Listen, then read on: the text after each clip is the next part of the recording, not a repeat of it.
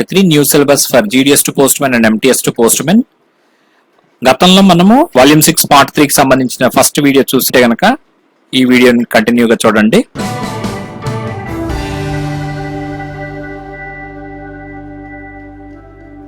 మనం గత వీడియోలో మనము వాల్యూమ్ 6 పార్ట్ 3 లో head postmen, knowledge of postal business, supply of forms, sale of stamps, postmen book address to be noted and postal articles, damaged articles, receipt of articles to be issued for delivery, book of receipts of intimation, notice of instructions for delivery, అలాగే instructions for delivery, అలాగే realisation of postage before delivery, receipts of address for registered articles, delivery of illiterate address to addresses, అవన్నీ కూడా minus కి address చేసిన insure articles ఎలా deliver చేయాలి అవన్నీ చూసాము.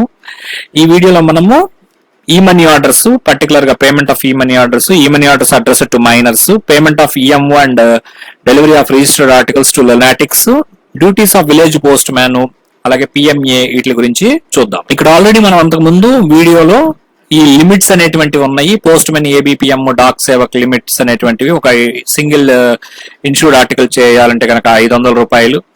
అట్లాగే అన్ని కలిపి అంటే ఒక పోస్ట్ మ్యాన్ గనక 40,000 వరకు కూడా insured plus VP, COD, banking, money order, IPPB అన్ని రకాలు కలిపి 40,000 నుంచి తీసుకెళ్ళకూడదు అనేది ఇవన్నీ కూడా చూసాము. అలాగే డివిల్ హెడ్ 80,000 వరకు చేయొచ్చు అన్నాము. ఏబిపిఎం 15,000 వరకు అన్ని కలిపి తీసుకెళ్లొచ్చు అని చెప్పాము. ఇక్కడ పోస్ట్ మ్యాన్ 40,000 వరకు తీసుకెళ్లొచ్చు అన్నాము.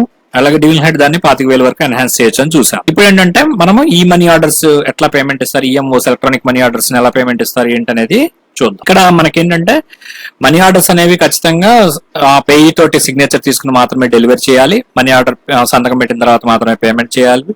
అట్లాగే ఎక్కడైతే ఇందాక చెప్పుకున్నటువంటి లిమిట్స్ ఉన్నాయి కదా, ఈ లిమిట్స్ దాటేసేసి గనక ఉంటే గనక ఖచ్చితంగా ఎస్కార్ట్ అనేటువంటిది ఇంకో పోస్ట్ మ్యాన్ ని కూడా పంపించాల్సి ఉంటుంది. ఆయన ఎక్కడ దాకా వెళ్తాడనమాట, ఆయన లిమిట్ ఈ 40,000 లోపు వచ్చేదాకా కూడా ఆ బీట్ లో కొంత పార్ట్ వరకు ఆ 40,000 లోపు ఆ పేమెంట్స్ అయ్యే వరకు, అంటే ఫర్ ఎగ్జాంపుల్ ఒక 20,000 ఐపీపీబీ పేమెంట్, ఒక 5,000 మనీ ఆర్డరు, మిగతా 15,000 ఇంకా సిఓడి అలాంటివి ఉన్నాయి అనుకుందాం. ఆయనకి మొత్తం మీద ఒక 60,000 పేమెంట్స్ ఉంటే కనుక ఆయన ఒక్కడే వెళ్ళలేడు కాబట్టి 40,000 వరకు ఆయన ఒక్కడే వెళ్ళొచ్చు. కానీ 20,000 ఐపీపీబీ ఉంది కాబట్టి ఐపీపీబీతో పాటుగా ఇంకో మనిషిని ఎవరైతే పోస్ట్ మ్యాన్ గానీ హెడ్ పోస్ట్ మ్యాన్ గానీ ఎస్కార్ట్ కింద పంపిస్తారనమాట. ఆయన ఎక్కడ దాకా వెళ్తాడనమాట, ఈ పోస్ట్ మ్యాన్ కి 40,000 వరకు పడిపోయేదాకా, అంటే ఆ అమౌంట్ పేమెంట్ 40,000 వరకు మిగిలి మిగతా 20,000 పేమెంట్ అయిపోయేదాకా పోస్ట్ మ్యాన్ ఎస్కార్ట్ ఉంటాడు. అక్కడి నుంచి వెనక్కి వచ్చేస్తాడు. ఇది prescribed accompany other post man ఉంటారు. ఆ value more than the prescribed maximum ఉన్నంత వరకు కూడా వెళ్తాడనమాట. ఈ కస్టమ్స్ డ్యూటీ కానీ ఈఎంఓలు కానీ ఏమన్నా ఉంటే కనుక అవన్నీ కూడా కలుపుకొని ఎంత ఎక్కువ ఉంటే అంతవరకు ఈ ఎవరైతే ఎక్స్ట్రా పోస్ట్ మ్యాన్ కానీ హెడ్ పోస్ట్ మ్యాన్ కానీ కంపెనీ అవుతున్నారో వాళ్ళ యొక్క సిగ్నేచర్ కూడా ఈ ఆర్టికల్స్ తీసుకునేటప్పుడు సంతకం తీసుకుంటారు. అలాగే పోస్ట్ మ్యాన్ బీట్ వరకు ఏ పాయింట్ వరకు వెళ్తాడనమాట, ఆ అమౌంట్ రెడ్యూస్ అయ్యే వరకు, ఆ prescribed limit single post man కి ఎంత అయితే అలౌ చేస్తుందో అంతవరకు వెళ్తాడు.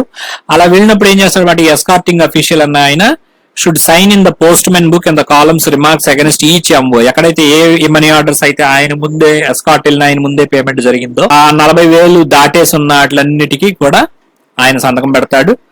అలాగే అయిపోయిన తర్వాత ఏం చేస్తాడు, టైము ప్లేస్ నోట్ చేస్తాడు అనమాట. ఎక్కడైతే ఆయన్ని వదిలేసేసి ఈ 40,000కి పడిపోయింది కాబట్టి ఇంకా ఆయన వెనక్కి వచ్చేస్తాడు. ఆ టైము ప్లేస్ రెండు కూడా రాస్తాడు ఆ లిస్ట్ లో. ఏ లాస్ట్ మనీ ఆర్డర్ పేమెంట్ ఇచ్చిన తర్వాత అమౌంట్ 40,000 లోపు వచ్చేసిందో అది రాసి అక్కడ సంతకం పెడతాడు అనమాట ఆ అగ్రిగేట్ వాల్యూకి సంబంధించి. తర్వాత ఈఎంఓస్ సంబంధించి మనీ ఆర్డర్స్ ఒకవేళ వాళ్ళ ఏ సన్ ఆఫ్ జెడ్ అనేటువంటిది రాయాల్సి ఉంటుంది. ఒకవేళ ఫాదర్ కి ఇస్తే గిన ఆథరైజ్డ్ సిగ్నేచర్ తీసుకుంటే గిన అది ఒకటి ఇంపార్టెంట్. అలాగే కరెక్ట్ అమౌంట్ పే సిగ్నేచర్ చేయాలి. అలాగే కరెక్ట్ అమౌంట్ రాయించే బాధ్యత కూడా పోస్ట్ మ్యాన్ అవుతుంది. అక్నాలజ్మెంట్ ఫామ్ కూడా ఆ డేట్ అనేటువంటిది మెన్షన్ చేయాలి. విపి ఫామ్ లో కానీ అది కనుక ఉంటే కనుక ఇంటిమేషన్ స్లిప్ కట్ చేసి ఆయనకి ఇవ్వాల్సి ఉంటుంది అనమాట. ఓకే, ఇక్కడ నేమ్ ఆఫ్ ద పేయీ అనేటువంటిది సంతకం పెడతారు. సిగ్నేచర్ ఆఫ్ ద పేయీ ఎవరైతే రిసీవింగ్ చేసుకుంటారో వాళ్ళది పెడతారనమాట. అలాగే కూపన్ ఏదైతే కింద మనీ ఆర్డర్ ఫామ్ తో పాటు వచ్చేటువంటి మెసేజ్ కూపన్ ఉంటుందో వాళ్ళకి కట్ చేసి ఇవ్వాలి. రిఫ్యూజ్డ్ అన్క్లెయిమ్డ్ అప్పుడు కూడా ఆ కూపన్ ని కట్ చేసి రెమిటర్ కి ఇచ్చేయాల్సి ఉంటుంది అనమాట. అలాగే ఈఎంఓస్ పేమెంట్ ఇచ్చేటప్పుడు అవి ఏం చేయాలన్నమాట, మనీ ఆర్డర్స్ అన్డిస్బర్స్డ్ గా ఉండేది అట్లనే ట్రెజరీకి ఇవ్వాలి. అది close end of the day, ఆ క్లోజ్ అయ్యే లోపు ఇచ్చేయాలంటే కానీ రేపు కూడా నేనే తీసుకెళ్లేది అని మనీ ఆర్డర్ క్యాష్ ఆయన పోస్ట్ మెన్ అట్టు పెట్టుకోవటం అన్డిస్బర్స్డ్ది కరెక్ట్ కాదనమాట. అందుకని అక్కడ అంటారనమాట, రూల్ ప్రకారం ఏముంటది అనమాట, the accounts between the postmen, treasurer and EMO assistant must be adjusted before the close of the office. ఇది గుర్తుపెట్టుకోవాలి, ఎప్పటిలోపు అడ్జస్ట్ చేయాలంటే before the close of the office. అట్లాగే కొన్ని చోట్ల ఏమవుతుంది అంటే కనుక disposal of the acknowledgement of e money order in favour of government కానీ డిస్ట్రిక్ట్ లోకల్ మున్సిపల్ బోర్డ్స్ వాటికి ఏమవుతుందంటే, అది చాలా నెంబర్ ఆఫ్ 1000-2000 మనీ ఆర్డర్లు వచ్చినాయి అనుకోండి, టీటీడీ ఉంది సపోజ్, వాళ్ళకి రోజుకి 5000 మనీ ఆర్డర్స్ అట్లా వస్తాయి. 5000 గనక సిగ్నేచర్స్ పెట్టేసి అప్పటికప్పుడు ఇవ్వాలంటే గనక వాళ్ళకి వీలు పడదు, అక్నాలజ్మెంట్స్ కానీ అట్లాంటివి. అప్పుడు ఏం చేస్తారన్నమాట, కొద్ది రోజులు వాళ్ళ దగ్గర అక్నాలజ్మెంట్ అట్టు పెట్టుకునేటువంటి ప్రొవిజన్ సౌలత్తు వాళ్ళకి గవర్నమెంట్ వాళ్ళకి ఉంటుంది అనమాట. ఓకేనండి, దాని ప్రకారం చేసుకెళ్ళాలి. అప్పుడు ఇది ఇమీడియట్ గా ఇవ్వాలి అనేటువంటిది అప్లికబుల్ కాదు. అట్లాగే ఇల్లిటరేట్ కనుక మనీ ఆర్డర్ వస్తే కనుక ఏం చేస్తారన్నమాట, రెసిడెంట్ విట్నెస్ యొక్క సిగ్నేచర్ తీసుకొని ఆ ఇల్లిటరేట్ విట్నెస్ తోటి ఇంక్ ప్యాడ్ మీద లెఫ్ట్ టు రైట్ ఈ థంబ్ ఇంప్రెషన్ రోల్ చేసి ఎలా చేయాలి అనేటువంటిది గ్రీజ్ అప్లై చేయటం, ఇదంతా కూడా ఇక్కడ ప్రొసీజర్ లో చెప్పబడింది. జనరల్ గా లెఫ్ట్ టు రైట్ రోల్ చేసి థంబ్ ని ఒకసారి ఒక ఖాళీ ఇంప్రెషన్ వేరే కాగితం మీద రఫ్ ఇంప్రెషన్ తీసుకున్న తర్వాత మాత్రమే చేయాలి. అలాగే ఇంక్ నింపి పట్టుకెళ్ళాలి, అన్ని కూడా రూల్స్ ఉంటాయి. ఇక్కడ మెయిన్ ఏంటంటే ఈఎంఓస్ ఇల్లిటరేట్ కి వస్తే రెసిడెంట్ విట్నెస్ తీసుకోవాలి, అటెస్టేషన్ తీసుకొని ఈఎంఓ మటుకి డబ్బులు మటుగా ఇల్లిటరేట్ కే ఇస్తాం. అలాగే విలేజర్స్ కి 5 రూపాయల లోపు గనక వస్తే గనక ఏం చేయాలి అనేటువంటిది కూడా ఇక్కడ ఇచ్చారు. అలాగే బ్లైండ్ పర్సన్ కి వస్తే ఏం చేయాలి, అవుట్ సైడ్ పోస్ట్ టౌన్ గనక వస్తే ఎలా విట్నెస్ తీసుకోవాలి అనేది కూడా ఇప్పుడు చూద్దాము. ఇందాకడ ఈ సమ్మరీ ఒకసారి చూస్తే కనుక కేర్ ఆఫ్ అడ్రస్ కి కనుక ఆర్టికల్స్ వస్తే గనక మనకి ఏబి కేర్ ఆఫ్ సిడి అని వస్తే గనక delivered to CD only when AB is not available, AB లేనప్పుడు మాత్రమే సిడికి ఇస్తారు. అట్లాగే మొబిలైజేషన్ ఆర్ రిజర్విస్ట్ కనుక వస్తే కనుక ఆ మొబిలైజేషన్ రిజర్విస్ట్ కి ఇస్తారు డెలివరీ, కానీ విట్నెస్ ఎవరితో తీసుకోవాలి, విలేజ్ హెడ్ మ్యాన్ కానీ, విలేజ్ సెక్రటరీ కానీ, స్కూల్ మాస్టర్ కానీ, రెస్పెక్టబుల్ విట్నెస్ ఎవరైనా పర్వాలేదు. అక్నాలజ్మెంట్ రిఫ్యూజ్ చేసేసాడు అనుకోండి, ఓన్లీ ఆర్టికల్ తీసుకుంటాను, నేను ఆర్టికల్ రెసీట్ అయితే సంతకం పెడతాను, కానీ అక్నాలజ్మెంట్ మీద బట్టి నేను సంతకం పెట్టినంటే కనుక ఆర్టికల్ ఏం చేయాలి, డెలివరీ ఇవ్వాల్సిందే. కానీ రిఫ్యూజల్ రిమార్క్ అనేటువంటిది అక్నాలజ్మెంట్ మీద రాసి ఎవరైతే సెండర్ ఉన్నారో వాళ్ళకి పంపిస్తాం. అలాగే స్పెషల్ ప్రొసీజర్ లిస్ట్ లో కనుక ఆర్టికల్స్ ఇస్తే కనుక డెలివరీ స్లిప్ అయితే డెలివరీ స్లిప్ మీద ఇస్తారు, లేకపోతే కనుక post man should obtain single సంతకం తీసుకోవాల్సి ఉంటుంది upper copy of the list మీద. అట్లాగే ఆర్ఎల్స్ పార్సల్స్ ఇల్లిటరేట్స్ కి వస్తే పోస్ట్ మ్యాన్ మాత్రం అటెస్ట్ చేస్తాడు, అడ్రస్ కి డెలివరీ ఇస్తారు. ఇన్సూర్డ్ ఆర్టికల్స్ మనీ ఆర్డర్స్ కనుక ఇల్లిటరేట్స్ కనుక వస్తే సింగిల్ విట్నెస్ తీసుకుంటాము, అడ్రస్ కి పేమెంట్ ఇస్తారు. 5 రూపాయల లోపు ఉన్నటువంటి ఇల్లిటరేట్ వచ్చిన మనీ ఆర్డర్ ఇంకొక సందర్భం ఏంటంటే అందులోనే no literate witness is available. మామూలుగా లిటరేట్ విట్నెస్ ఉంటే కనుక సింగిల్ రెసిడెంట్ విట్నెస్ తీసుకుని అడ్రస్ కి ఇచ్చేస్తారు. ఎక్కడైతే 5 రూపాయల లోపు మనీ ఆర్డర్ వచ్చి లిటరేట్ విట్నెస్ కూడా అవైలబుల్ గా లేడు, అంటే సంతకం పెట్టి విట్నెస్ చేసే వాళ్ళు కూడా లేరు అనుకోండి, అప్పుడు విట్నెస్ సంతకం కూడా ఇల్లిటరేట్ అనుకోండి, అప్పుడు ఏం చేస్తారన్నమాట, ఇల్లిటరేట్ విట్నెస్ తోటి 5 రూపాయల లోపు అయితే ఇవ్వచ్చు. 5 రూపాయలు దాటిందంటే కనుక ఇల్లిటరేట్ పర్సన్స్ ఉన్నారు మొత్తం మీద, ఎవరైతే మనీ ఆర్డర్ వచ్చిందో ఆడు ఇల్లిటరేటే, విట్నెస్ పెట్టేవాడు కూడా ఇల్లిటరేటే ఉన్నాడు అనుకోండి, అలాంటి సందర్భంలో 5 రూపాయలు దాటితే కనుక విలేజ్ హెడ్ మ్యాన్ తోటి ఒక విట్నెస్ తీసుకొని అక్నాలజ్మెంట్ మీద ఆయన పేరు రాసి ఇస్తారనమాట. ఎక్కడైతే 5 రూపాయల లోపు వచ్చిందో అక్కడ కూడా ఇల్లిటరేట్ విట్నెస్ తీసుకున్నప్పుడు కూడా అక్నాలజ్మెంట్ మీద ఆ పేరు రాసి ఇవ్వాల్సిందే, ఆయన సంతకాలు పెట్టించాలి.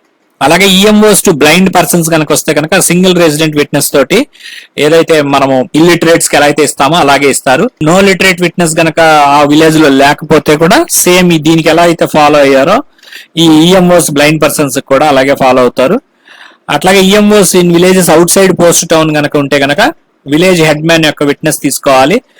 అది వచ్చింది EMO outside post town, అంటే ఆ పోస్ట్ ఉన్న విలేజ్ కన్నా బయట విలేజెస్ లో అయితే కనుక ఖచ్చితంగా ఇల్లిటరేట్ అయినా కాకపోయినా పేయి ఎవరైతే మనీ ఆర్డర్ వచ్చిందో వాళ్ళు ఇల్లిటరేట్ అయినా అవ్వకపోయినా కూడా ఖచ్చితంగా విలేజ్ హెడ్ మ్యాన్, అకౌంటెంట్ కానీ లేకపోతే రెస్పెక్టబుల్ విట్నెస్ ఖచ్చితంగా తీసుకోవాలి అవుట్ సైడ్ పోస్ట్ టౌన్ అయితే. ఇది గుర్తుపెట్టుకోవాలండి.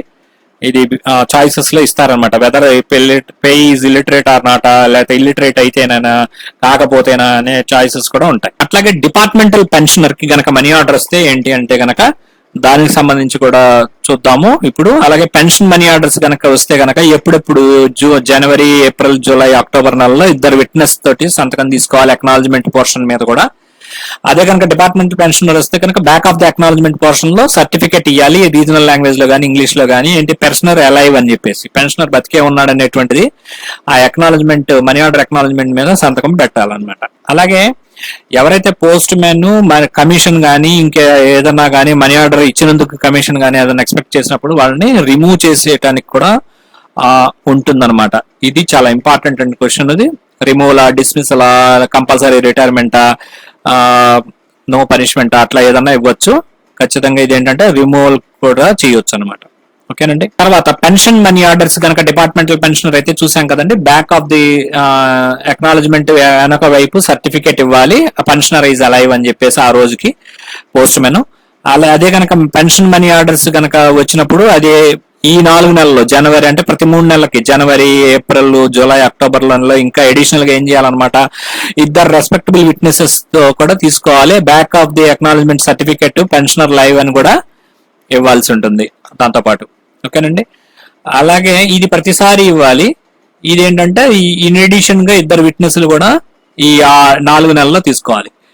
ఈఎంఓస్ మైనర్ కి వచ్చి ఉంటే కనుక అతను గనక మైనర్ గనక వాళ్ళ పేరెంట్స్ తో కానీ గార్డెన్స్ తో కనుక లివింగ్ అయితే కనుక parents guardian on signing on behalf of the minor, ఆయన రోజుగా సంతకం పెట్టి ఇస్తారనమాట.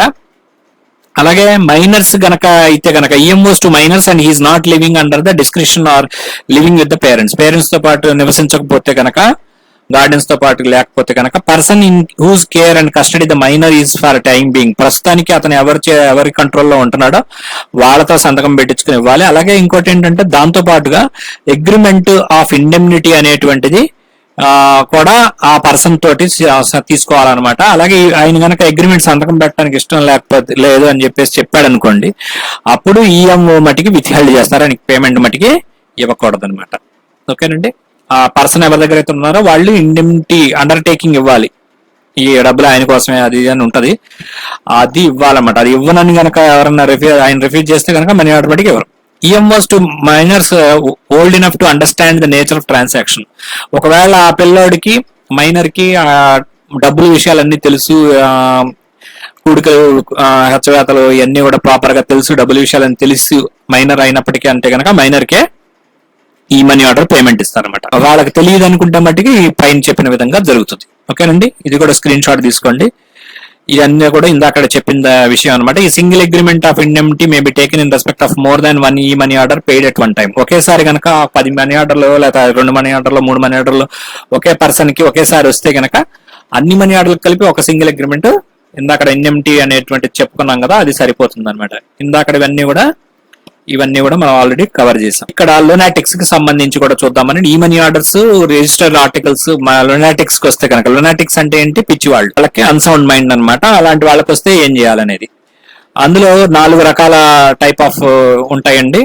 ఈ మనీ ఆర్డర్స్ లునాటిక్స్ కి వచ్చి అడ్జడ్జ్డ్ లునాటిక్స్, ఎవరినైతే లునాటిక్స్ కింద చేసి వాళ్ళకి మేనేజర్స్ కూడా కొంతమంది ఉంటారు, వాళ్ళ అపాయింటెడ్ బై కోర్ట్ కొంతమంది మేనేజర్స్ ని, ఈ లునాటిక్స్ వాళ్ళ విషయాలన్నింటినీ మేనేజ్ చేయడానికి మేనేజర్స్ ని నియమిస్తుంది. అప్పుడు ఆ లునాటిక్ యాక్ట్ అనేటువంటిది ఉంది. దాని ప్రకారం ఏంటనమాట, ఈ మనీ ఆర్డర్స్ కనుక లునాటిక్స్ కి వచ్చి వాళ్ళకి మేనేజర్స్ కనుక అపాయింట్ చేయబడి ఉంటే కోర్టు ఆ మనీ ఆర్డర్స్ అన్ని ఎవరికి ఇస్తారు, పేమెంట్ లునాటిక్స్ కి ఎవరు, మేనేజర్స్ కి ఇస్తారు. అట్లా కాకుండా ఈఎంఓస్ టు లునాటిక్స్ వచ్చాయి కానీ మేనేజర్స్ ని ఎవరిని కోర్టు అపాయింట్మెంట్ చేయలేదు, adjudged for administration of own estates కి మేనేజర్స్ ఎవరిని పెట్టలేదు అనుకోండి, అప్పుడు మట్టికి రిటర్న్ టు సెంటర్ కొట్టేస్తారు. ఓకేనండి. Return to sender under proper advice, వాళ్ళకి బాబు ఇది కుదరదని చెప్పేసి వెనక్కి పంపించేస్తారు. అలాగే లునాటిక్స్ కి మనీ ఆర్డర్స్ వచ్చాయి committed by proceedings under lunacy act to lunatic asylums or mental hospitals established or licensed by government. Mental hospitals కానీ లునాసీ యాక్ట్ లో సంబంధించి అస్లమ్స్ అని ఉంటాయి, వీళ్ళ ఈ గవర్నమెంట్ లైసెన్స్డ్ హాస్పిటల్స్ కానీ ఏదన్నా కానీ వచ్చినా కూడా అది కూడా పేమెంట్ ఎవరు, మేనేజర్స్ లేకపోతే కనుక రిటర్న్ టు సెంటర్ కొట్టేస్తారు. అలాగే EMOs to lunatics those in respect of whom no steps are taken under Lunatic Act. Lunatic Act ప్రకారం ఎటువంటి స్టెప్స్ తీసుకోలేదనుకోండి, అప్పుడు return to sender under proper advice. కాబట్టి మీరు ఇక్కడ గమనించారు లేదో, అన్ని కూడా రిటర్న్ టు సెండరే. ఇవన్నీ కూడా ఏ రకంగా వచ్చినా రిటర్న్ టు సెండర్ చేస్తారు లునాటెక్స్ కి వస్తే, ఎక్సెప్ట్ మేనేజర్స్ ఉన్నారు అని చెప్తే మాత్రమే మేనేజర్స్ కి ఇస్తారు. మిగతా అన్ని సందర్భాల్లో మేనేజర్స్ లేకపోయినా, ఈ మెంటల్ హాస్పిటల్స్ కి వచ్చినా గానీ, లేకపోతే ఏమీ స్టెప్స్ తీసుకోలేదన్నా గానీ, no steps taken for lunacy act అన్నా గానీ, ఏదైనా కూడా return to sender under proper advice. Simple గా అనమాట. ఈ 4 పాయింట్లు గుర్తుపెట్టుకోండి, టేక్ ఎ స్క్రీన్ షాట్. అట్లాగే duties of village postmen, మనకి సిలబస్ లో ఈ duties of village postmen అన్నది ఉంది. ఈ కొత్త వాల్యూమ్ 6 పార్ట్ 3 లో లేదు, కానీ పాత వాల్యూమ్ 6 పార్ట్ 3 నుంచి తీసుకొచ్చి మీకు చెప్తున్నాను, ఎందుకైనా మంచిది తెలుసుకుంటే మంచిదని. Village postmen delivery agents who cannot usually return to the post office in time have to have their accounts adjusted on the day on which they proceed on their beats. ఎప్పుడైతే వెంటనే సాయంత్రం లోపు వాళ్ళు accounts close అయ్యే లోపు కనుక post men వెళ్ళి money ఆర్డర్లు అవన్నీ తీసుకురాలేడు, ఈ అకౌంట్స్ క్లోజ్ అయ్యే లోపే ఆ అకౌంటబుల్ ఆర్టికల్స్ కి సంబంధించి రిటర్న్స్ సబ్మిట్ చేసిన తర్వాత మళ్ళీ ఆయన వెళ్ళి మామూలుగా బీట్ చేసుకోవచ్చు అనమాట. అది చెప్తున్నారు. అలాగే ఈ యొక్క post men village post men duties లో ఇంకొక డ్యూటీ ఏంటంటే, అన్రిజిస్టర్డ్ ఆర్టికల్స్ కానీ ఇన్లాండ్ రిజిస్టర్డ్ ఆర్టికల్స్ కానీ ఏదైతే బీట్ లో ఉన్నటువంటి పబ్లిక్ ఇస్తే కనుక తీసుకొని అవి బుక్ చేయడానికి కూడా పోస్ట్ ఆఫీస్ కి వెళ్ళి ఇవ్వాల్సి ఉంటుంది, లేకపోతే డిస్పాచ్ చేయడానికి కూడా ఇవ్వాల్సి ఉంటుంది అనమాట. అది కూడా ఆయన పని. అలాగే మనీ ఆర్డర్ ఫార్మ్స్ కానీ, పోస్టేజ్ సేల్స్ కానీ సూపరింటెండెంట్ గారు ఆథరైజ్ చేస్తే మనీ ఆర్డర్ పేమెంట్ కానీ చేయొచ్చు అనమాట విలేజ్ పోస్ట్ మెన్. ఓకేనండి. విలేజ్ పోస్ట్ మెన్ ఈ supplied with route list showing the names of villages to be visited. Route list లో ఏముంటాయి? Names of villages. ఇది కూడా గుర్తుపెట్టుకోవాలి. M53 రూట్ లిస్ట్, అలాగే నేమ్స్ ఆఫ్ విలేజెస్ ఉంటాయి అనమాట. ఆయన ఏ విలేజెస్ కి వెళ్ళాలనేటువంటిది కూడా, ఎలా వెళ్ళాలి అనే దారి కూడా రూట్ లిస్ట్ అనేటువంటిది ఇస్తారు. అలాగే ఫిక్స్డ్, కంబైన్డ్, ఫిక్స్డ్, అన్ఫిక్స్డ్ బీట్స్ ఇట్లా రకరకాలుగా ఉంటే గిన బీట్ మ్యాప్ అనేటువంటిది కూడా ఉంటుంది. ఆ బీట్ మ్యాప్ ప్రకారం అందులో రూట్ ఉంటుంది. ఆ రూట్ ప్రకారమే ఆయన ఏ రోజులు ఎక్కడెక్కడ ఉండాలనేటువంటిది కూడా కొంచెం దూరం అయినప్పుడు అలాంటివి కూడా ఫిక్స్డ్ విలేజెస్, అన్ఫిక్స్డ్ విలేజెస్ ఉంటాయి. అన్ఫిక్స్డ్ విలేజెస్ లో జనరల్ గా లెటర్ బాక్సెస్ ఉండవు. అట్లా ఇవన్నీ కూడా కొన్ని ఉంటాయి అన్నమాట. అవన్నీ కూడా ఆయన డెలివరీకి వెళ్లాల్సి ఉంటుంది. అలాగే particulars must be committed to memory. ఏదైతే ఈ దారి, బీటు ఇవన్నీ కూడా ఆయన గుర్తు పెట్టుకోవాల్సి ఉంటుందని చెప్పేసి చెప్తున్నారు. ఆ విలేజెస్ ఎప్పుడు వెళ్ళాలి, ఏ టైంలో వెళ్ళాలి, ఇవన్నీ కూడా. అలాగే village postman are under immediate control and orders of the postmaster. ఇది కూడా గుర్తుపెట్టుకోవాలి. విలేజ్ పోస్ట్ మాస్టర్ అనేవాళ్ళు ఇమీడియట్ కంట్రోల్, ఎవరి కంట్రోల్లో ఉంటారు? పోస్ట్ మాస్టర్ కంట్రోల్, ఆర్డర్స్ లో ఉండాలన్నమాట. ఆ విలేజ్ పోస్ట్ మ్యాన్ అనేటువంటిది ఇక్కడ పోస్ట్ మ్యాన్ కూడా ఉంటుంది. Not served in villages in their beats daily and extra departmental agents కూడా ఇందులో కవర్ అవుతారు అనమాట. అట్లాగే మనకి లేటెస్ట్ గా పోస్ట్ మ్యాన్ మొబైల్ అప్లికేషన్ అనేటువంటిది ఒకటి వచ్చింది. రూల్ 1111 ప్రకారం అనమాట. SOP అనేటువంటి స్టాండర్డ్ ఆపరేటింగ్ ప్రొసీజర్ PMAకి ఇచ్చారు. ఈ డ్యూటీస్ తో పాటుగా పోస్ట్ మ్యాన్ ఈ PMA లో కూడా ఆర్టికల్స్ ని, మనీ ఆర్డర్స్ ని, register, speed post, parcel COD, bulk delivery ఇవన్నీ కూడా PMA లో ఏమేమి వేయాలి అని అడిగితే గుర్తుపెట్టుకోవాలి. స్పీడ్ వేయొచ్చా, రిజిస్టర్ వేయొచ్చా, పార్సల్ వేయొచ్చా అంటే వేయొచ్చు. పార్సల్ COD వేయొచ్చు. బల్క్ డెలివరీ చేయొచ్చు. ఎలక్ట్రానిక్ మనీ ఆర్డర్స్ కూడా PMA ద్వారా చేయొచ్చు. ఇవన్నీ కూడా PMA లో చేయొచ్చు. అలాగే post man has to update the delivery particulars in post man mobile app in the addition to delivery slip. After updating delivery particulars the post man has to submit his returns to delivery PA with undelivered articles tallied with proper remarks. కాబట్టి delivery slip తో పాటుగా PMA లో కూడా ఇవన్నీ articles వేసుకు వెళ్ళాలి. ఇవన్నిటినీ కూడా డెలివరీ చేసిన తర్వాత డెలివరీ ఇన్ఫర్మేషన్ కూడా ప్రాపర్ రిమార్క్స్ తో కొట్టాలని చెప్పేసి చెప్తున్నారు అనమాట. ఓకేనండి. అలాగే additional duties of postman కూడా కొన్ని ఉంటాయండి.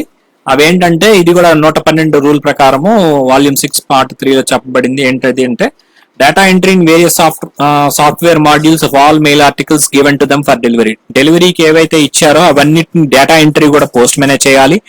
అది కొత్త డ్యూటీ అన్నమాట. అట్లాగే the duty will be performed during 80 hours mentioned 60 minutes before hours of delivery, 20 minutes after return from beat.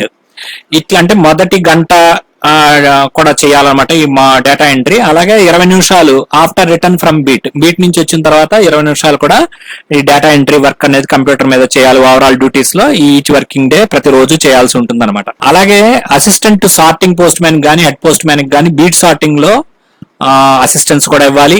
అలాగే sorting post man, head post man లేని చోట బీట్ సార్టింగ్ కూడా పోస్ట్ మ్యానే చేయాలి. పాంప్లెట్స్ డైరెక్ట్ పోస్ట్ ద్వారా కూడా distribute చేయాలి, brochures కానీ department సంబంధించి ఏదైనా ఇచ్చినప్పుడు.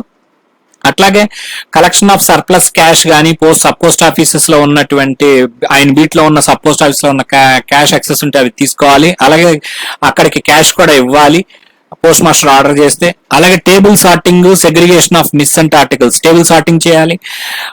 అలాగే మిస్సెంట్ ఆర్టికల్స్ సెగ్రిగేషన్ విడగొట్టి చేయటము కానీ, మిస్డైరెక్టెడ్ ఆర్టికల్స్ ని విడగొట్టడము, బీట్ సార్టింగ్ చేయటము, special delivery slips, bulk addresses కి డేటా ఎంట్రీ కూడా ఆయన చేయవలసి ఉంటుంది. ఇవన్నీ కూడా additional duties of postman. అలాగే సార్టింగ్ ఆఫ్ అకౌంటబుల్ ఆర్టికల్స్ ని సార్ట్ చేయటము, ఈ మనీ ఆర్డర్స్ ని బీట్ వైజ్ వేయటము, కంప్యూటర్ లో కొట్టడము, డేటా ఎంట్రీ చేయటము, printing of delivery slips, entry of undelivered accountable articles of e money orders in the postman module. Postman module లో undelivered accountable articles వివరాలు కొట్టడము. అలాగే RPLI, PLI business development activities ని promote చేయటము agent కింద.